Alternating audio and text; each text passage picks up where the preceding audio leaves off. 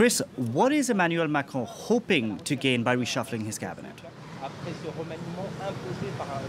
As you said, his government is in hot water on a number of fronts, a series of resignations.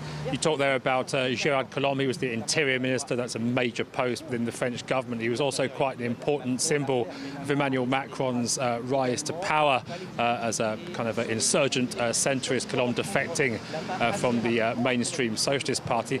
Before we had that, we had the resignation of Nicolas Hulot, the popular environment minister.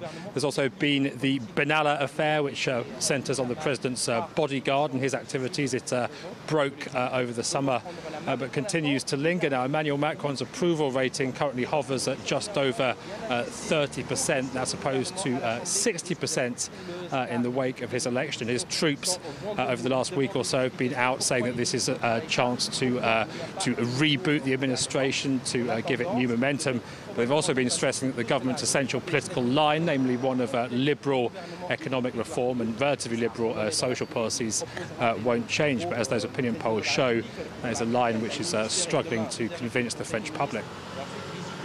Do we know who is likely to be in this new cabinet?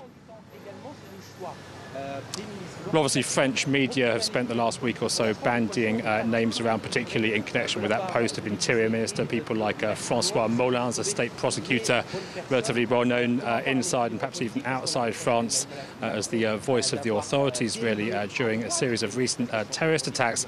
The majority of the names, they're not particularly well known either inside or outside the country. That reflects really the president's political position. Nobody really denied that Emmanuel Macron himself comes from the French establishment.